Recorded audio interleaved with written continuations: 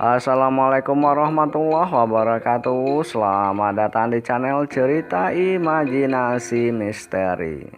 Kembali saya Gepri Gurau menyajikan sebuah cerita imajinasi misteri. Kali ini saya pilihkan sebuah cerita dengan judul Menghindar dari Sholat Jumat, Bertemu Nenek Cantik.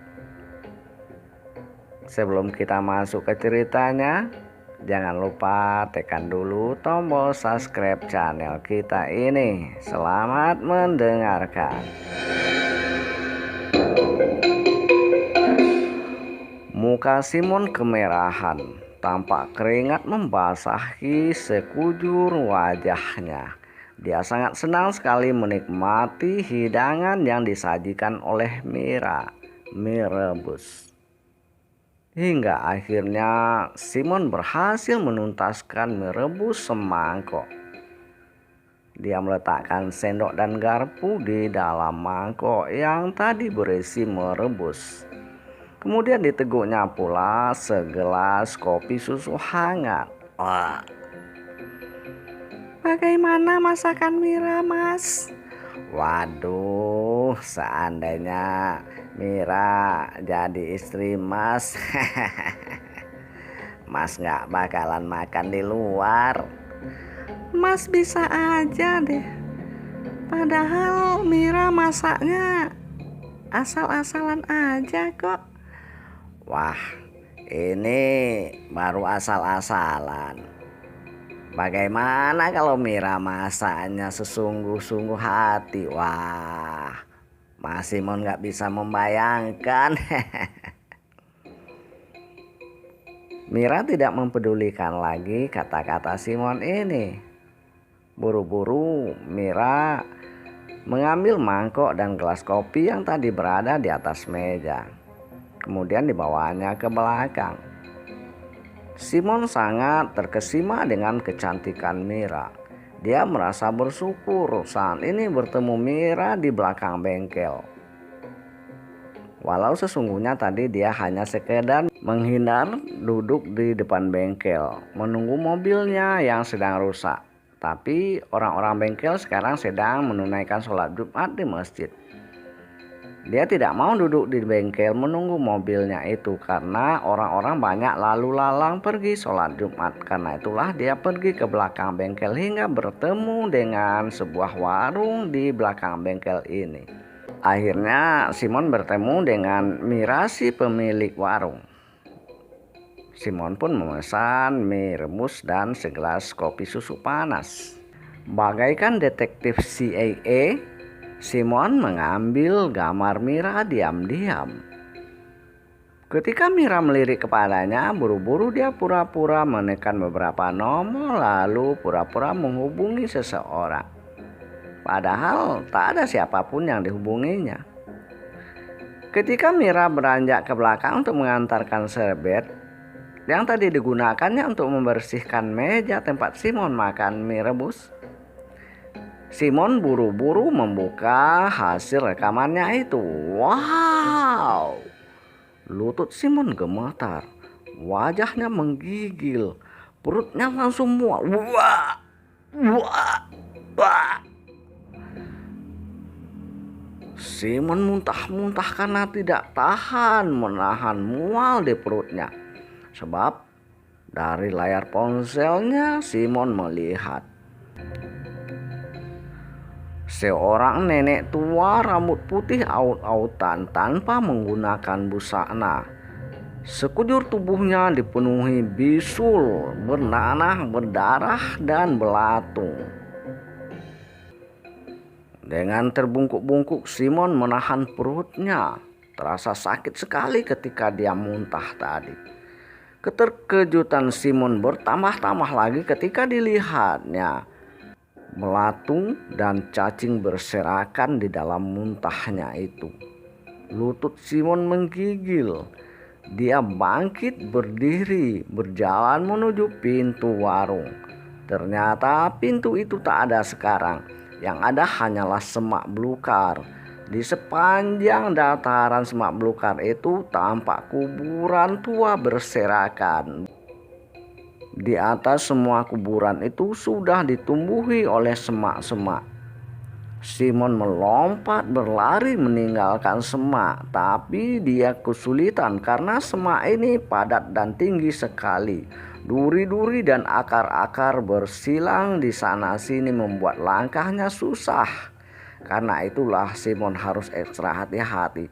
Tapi baru saja dia berlari sekitar 10 meter, tubuhnya membentur sebuah benda lunak. Alangkah terkejutnya Simon ketika di depannya berdiri nenek yang dilihatnya tadi di layar ponselnya. Simon membalikkan tubuhnya. Dia hendak berlari ke belakang. Tetapi di belakangnya yang tadi adalah warung dengan bunga-bunga indah beraturan di sana-sini, bunga mekar harum semerbak. Sekarang tak ada lagi. Yang lebih naasnya, tempat dia duduk makan mie rebus tadi adalah sebuah kuburan yang terbuat dari batu.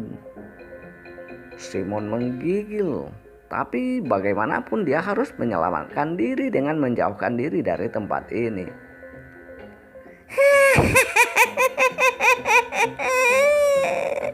Mau kemana?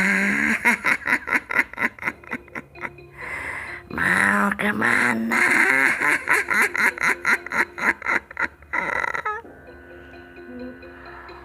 Bulu kuduk Simon merinding, kakinya terpaku, tidak bisa digerakkan lagi. Simon hanya pasrah. Dalam hati dia coba mengucapkan kata-kata yang selalu didengarnya ketika orang siap berdoa di masjid waktu dia lewat dengan mobilnya. Entah apalah kata-kata itu, tapi dia tak bisa mengucapkannya. Dia ingat, tapi mulutnya tak bisa bergerak mengucapkan. Mohon jangan ganggu aku.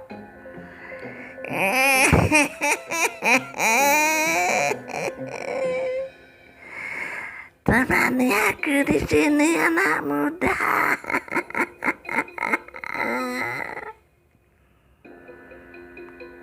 Simon tak tahu lagi apa yang terjadi setelah itu sebab pandangannya gelap.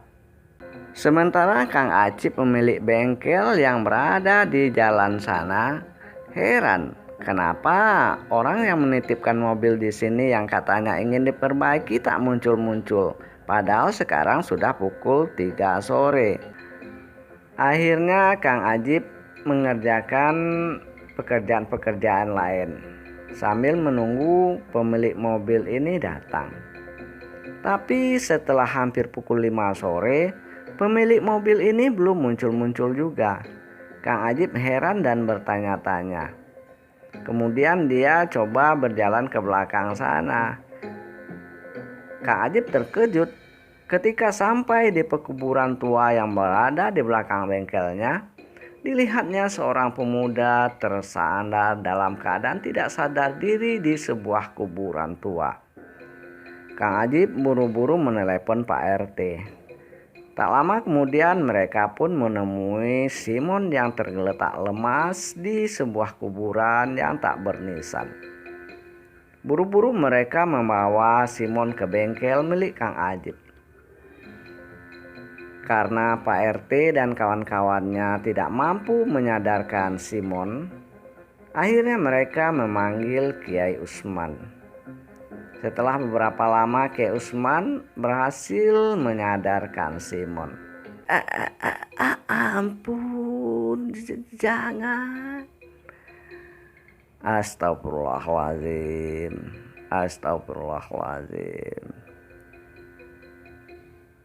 Bapak di sini tenang. Ini sudah berada di bengkel milik Kang Ajib, kata Kiai Usman.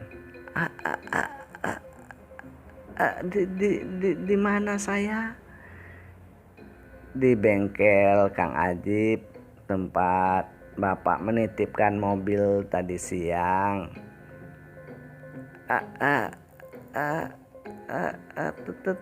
Terima kasih, kata Simon lemas. Maaf merepotkan Pak Usman. Nama saya Simon, Pak. Bagaimana sekarang? Apa penyakit Pak Simon sudah agak mendingan? Saya tidak sakit, Pak. Lalu Simon menceritakan apa yang dialaminya di pekuburan belakang bengkel Kang Ajib. Astagfirullahaladzim, kata Kiai Usman setelah mendengar cerita Simon. Apa yang terjadi, Pak Kiai? Kang Ajib bertanya. Begini, Pak Simon ini dipermainkan oleh jin yang tinggal di pekuburan belakang itu. Jadi jin itu ya, Pak Kiai? Kata Simon keheranan. Kenapa saya diganggunya, Kiai? Oh, maaf, Pak Simon diganggu karena Pak Simon lengah. Pak Simon sedang tidak ingat kepada Allah. Jadi makhluk-makhluk astral itu dengan mudahnya mengelabui pandangan mata Pak Simon. Sebaiknya di setiap detak jantung kita ini kita tetap mengingat Allah dan memohon perlindungannya, kata Kiai Usman sedikit berkhotbah. Oh, jadi bukan karena saya tidak sholat Jumat ya, Pak Kiai? Itu juga Pak Simon. Orang-orang pada sholat Jumat, Pak Simon nongkrong di kuburan tua. Itu artinya Pak Simon melalaikan perintah Allah.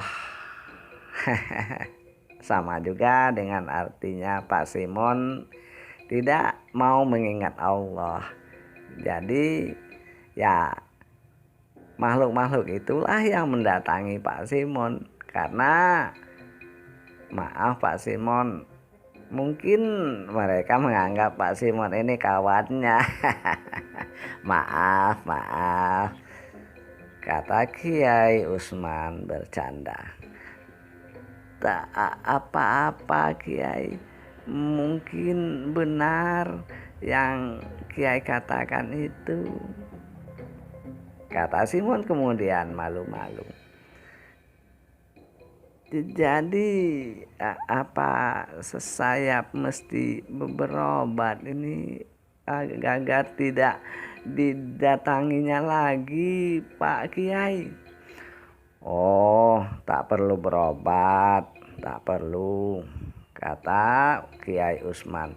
Cukup Pak Simon mengerjakan perintah Allah dan meninggalkan larangannya, mengerjakan sholat, mengerjakan puasa. Tentunya Pak Simon kan sudah mengucapkan asyhadu alla ilaha illallah wa asyhadu anna muhammadar rasulullah kan? Ya, kalau itu sih sudah kemarin waktu sunat, Pak Kiai. Itu artinya Pak Simon sudah berjanji dan mengakui bahwa tidak ada Tuhan selain Allah dan Nabi Muhammad itu utusan Allah. Nah, sekarang tinggal melaksanakan janji itu saja. Ya, kalau tidak dilaksanakan, beginilah akibatnya. Maaf Pak Kiai. Jangan minta maaf pada saya Pak Simon. Beristighfarlah, minta maaf kepada Allah, bertobat, dan kerjakanlah semua perintahnya, tinggalkan semua larangannya. Iya Pak Kiai. Nah, kalau begitu istirahat sajalah di sini dulu. Boleh kan Bang Ajib? kata Kiai Usman pula. Iya ya, silakan istirahat saja di sini dulu Pak Simon. Biarlah besok pagi saja kita perbaiki mobil Pak Simon ini. Nanti kalau dipaksa-paksa Pak Simon mengendarai kendaraan dalam keadaan kurang fit, kita takut terjadi sesuatu hal yang tidak kita inginkan. Terima kasih Kang Ajib. Akhirnya Simon tidak bisa melanjutkan perjalanannya hari ini sebab mobilnya belum diperbaiki oleh Kang Ajib. Sementara tubuhnya masih lemas karena tadi disporing oleh Mira si kuntilanak penunggu kuburan tua di belakang bengkel Kang Ajib. Kang Ajib memberi sebuah kamar pada Simon untuk menginap malam ini. Dan besok pagi barulah Kang Ajib akan memperbaiki mobil Simon. Selesai. Sahabat, demikianlah cerita ini. Mudah-mudahan ada hikmah dan manfaat yang bisa kita ambil. Sholat Jumat itu tidak butuh waktu lama. Hanya 1 jam itu paling lama. Tunaikanlah. Mudah-mudahan Allah melindungi kita dari segala keburukan-keburukan. Amin.